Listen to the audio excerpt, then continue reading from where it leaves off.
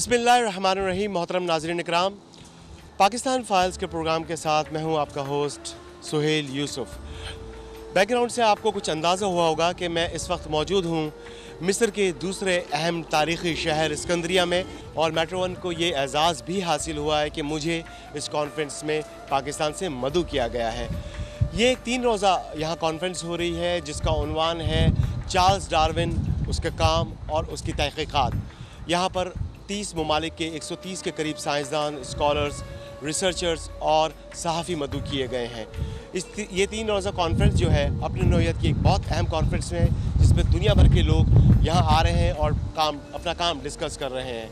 तो आइए इस कॉन्फ्रेंस के मुख्तलिफ सेशंस का जायज़ा लेते हैं और यहाँ मुख्तलिफ मेहमानों से भी तबादला ख्याल करते हैं। तो शुरू करते हैं अपना प्रोग्राम पाकिस्तान फाइल्स।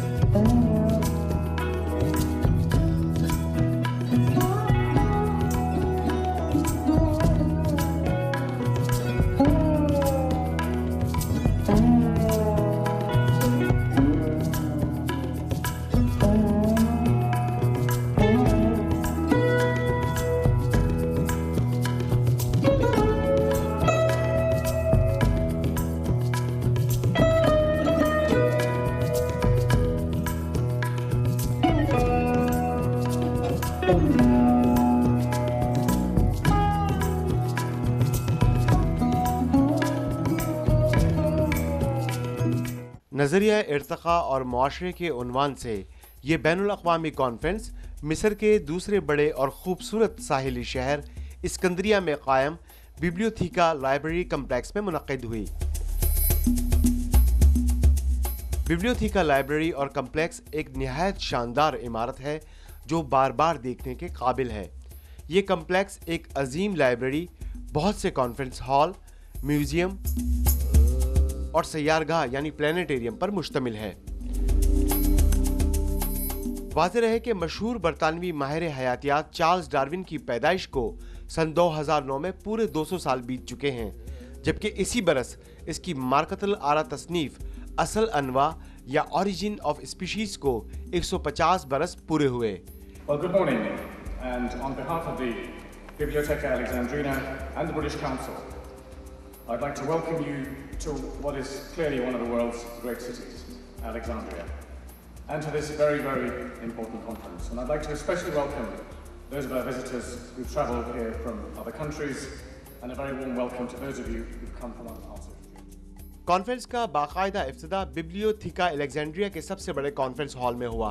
निजामत के फ़राइज़ बरतानवी निजात पाकिस्तानी साइंसी सहाफ़ी जनाब एहसान मसूद ने अंजाम देते हुए कॉन्फ्रेंस का अजमाली जायज़ा पेश किया और उसके अगराज़ व मकासिद से आगाह किया। उन्होंने इस तासुर को गलत करार दिया कि नज़रिया इर्तिक़ा मजहबी फ़िक्र के ख़िलाफ़ है। लोग अपनी कम इल्मी की बिना पर ऐसा समझते हैं। बादअज़ां ब्रिटिश कौंसिल के सरबराह मार्टिन डेविडसन ने शुरका से खिताब करते हुए कहा कि मिस्र साइंस, तारीख़, तहजीब और तमद्दुन का संगम है और इसीलिए यह खित्ता निहायत अहमियत का हामिल है। आज हम चार्ल्स डार्विन का नज़रिया इर्तिक़ा और उसके माशरती असरात पर गुफ्तगू के लिए यहाँ जमा हुए हैं। ब्रिटिश कौंसिल हर मौजू पर और हर किस्म के अफराद से खुले दिल के साथ गुफ्तगू और तबादला ख्याल पर यकीन रखता है, और ये कॉन्फ्रेंस भी इसी हिकमत अमली का तसलसल है, जहाँ लगभग 30 ममालिक के 140 से ज़ायद माहिरीन और साइंसदान मदऊ किए गए हैं। Different faiths, different thoughts, different societies come together and engage with each other. It's a place where for millennia different peoples have come into contact with each other. And what a better place than in Egypt and in this extraordinary city to hold a conference of this kind. बादशाह Charles Darwin के करीबी अजीज और Charles Darwin trust के सरबराह Randall Keynes ने शुरका से खिताब करते हुए नज़रिया इर्तिक़ा और उसके पस मंज़र की तफसीलात बयान की। उन्होंने कहा कि चार्ल्स डार्विन ने फितरत का अनथक मुशाहिदा किया था। انہوں نے اس موقع پر برٹش کونسل کا تہ دل سے شکریہ بھی ادا کیا۔ رینڈل کینس نے کہا کہ سائنس سچائی کی تلاش کا ایک ذریعہ ہے اور نوجوان نسل کو زیادہ سے زیادہ سائنس کی جانب راغب ہونا چاہیے۔ Scientific and religious discourse, but then also moral and aesthetic. One would imagine from all that was written that Darwin, all that he wrote, that Darwin was a paragon of scientific purity and scruple. But read his works, his scientific works, and you will find them impregnated with feelings about beauty, evil, the sublime, and moral values. اس کے بعد اسکندریہ میں بیبلیوتھیکا library کے سربراہ doctor اسماعیل سراج الدین نے Charles Darwin کے نظریہ ارتقاء پر اپنے تاثرات پیش کیے۔ ڈاکٹر اسماعیل سراج الدین 50 کتابوں اور 200 سے زائد تحقیقی مقالہ جات کے مصنف ہیں۔ انہوں نے سلائیڈز کی مدد سے لیکچر دیتے ہوئے بتایا کہ ڈارون کی تحقیقات کو شامل کیے بغیر حیاتیات یا بائیولوجی بے مصرف رہ جاتی ہے، جبکہ ڈارون کے نظریہ ارتقاء کو مذہبی حلقوں نے غلط طور پر سمجھا ہے۔ سائنس اگرچہ تجسس سے جنم لیتی ہے، لیکن سائنس کے نتائج کبھی حتمی نہیں ہوتے، بلکہ وہ نئے شواہد کی روشنی میں بدلتے رہتے ہیں۔ انہوں نے مسلم عہد زرعی کا ذکر کرتے ہوئے کہا کہ قرون وسطیٰ کے مسلمان سائنسدان علم، سائنس اور تہذیب کے علمبردار تھے۔ قرآن مجید کی ابتدا اقرا سے ہوتی ہے اور عالموں کے قلم کی روشنائی کو شہداء کے خون سے بھی بڑھ کر قرار دیا گیا ہے۔ انہوں نے بتایا کہ نظریہ ارتقاء کا عمومی تعارف پہل مسلمان اسکالر ابن خلدون نے پیش کیا، جبکہ ولیم ہاروے سے بھی بہت پہلے ابن نفیس نامی مسلمان سائنسدان نے انسانی جسم میں گردش خون کا نظریہ پیش کیا تھا۔ ڈاکٹر اسماعیل سراج الدین نے آج کی دنیا میں ارتقاء کی زندہ مثالوں سے بھی آگاہ کیا۔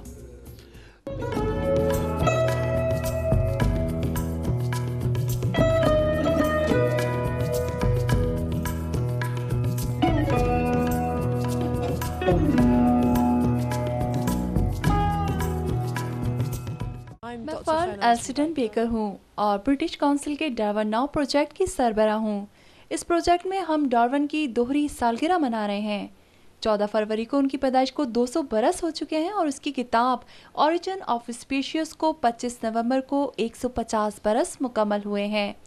اس منصوبے کا نام ڈارون ناؤ ہے کیونکہ ہم آج کی دنیا میں ارتقاء کو دیکھ رہے ہیں اور اس کے اطلاق اور ہمارے ارد گرد کے مسائل کو بھی، اور یہ بھی کہ بین الاقوامی طور پر ارتقاء کی تشہیر کیسے کی جائے۔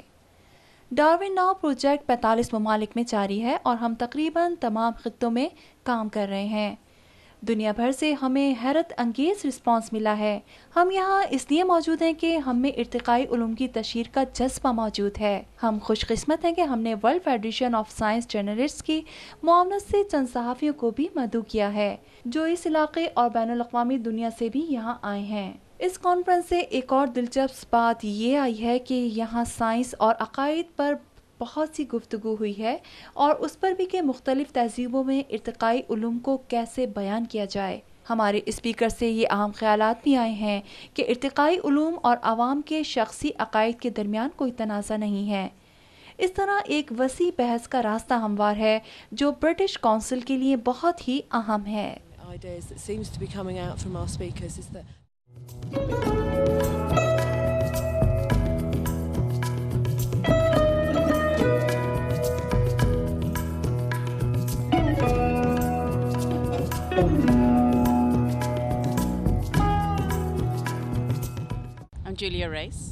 میں جولیا ریس ہوں اور یہاں مصر میں برٹش کونسل کی ڈپٹی ڈائریکٹر ہوں۔ یہ کانفرنس اسکندریہ میں ہو رہی ہے جو کراچی کی طرح ایک ساحلی شہر ہے اور یہ دونوں شہر مجھے پسند ہیں۔ یہ کانفرنس ہم نے اسکندریہ میں رکھی جو علم، سائنس اور فلسفے کی تاریخ رکھتا ہے اور یہ مصر اور مشرقی وسطیٰ میں ایک بہت خاص مقام کا حامل ہے۔ یہ بر اعظموں کا چوراہا ہے جہاں سائنس، تعلیم اور تہذیب کے متعلق خصوصی مکالمے ہوتے رہتے ہیں اور یہ وہی امور ہے جو مصر میں برٹش کونسل کی جانب سے انجام دیے جا رہے ہیں۔ ہمارے توسط سے 25,000 مصری طالب علم انگریزی سیکھ رہے ہیں جن کی اکثریت قاہرہ میں ہے، مگر ہم سائنسی تعاون اور تعلیمی مواقع کے فروغ کے لیے بھی کام کر رہے ہیں۔ ہم فنون لطیفہ کی ترقی کے ساتھ ساتھ انفرادی مواقع بھی فراہم کر رہے ہیں تاکہ لوگ اپنی امکانی استعداد کے تحت برطانیہ کے ساتھ کام کر سکیں۔ جہاں تک کانفرنس کا سوال ہے تو میں سمجھتی ہوں کہ یہاں مدعو سائنسدانوں کے درمیان نہایت اہم اور مضبوط نیٹ ورک قائم ہوا ہے۔ ساتھ ہی آنے والے نوجوان سائنسدانوں کے متوازی سیشن بھی ہوئے اور انہیں بین الاقوامی سطح کے ممتاز سائنسدانوں سے اکتساب کا موقع بھی فراہم کیا گیا۔ تو میں سمجھتی ہوں کہ ڈارون کی سالگرہ پر یہ کانفرنس آنے والے برسوں میں ارتقائی شعبوں میں حقیقی ایجنڈا مرتب کرے گی۔ Set the agenda for science in the evolutionary field for some years to come.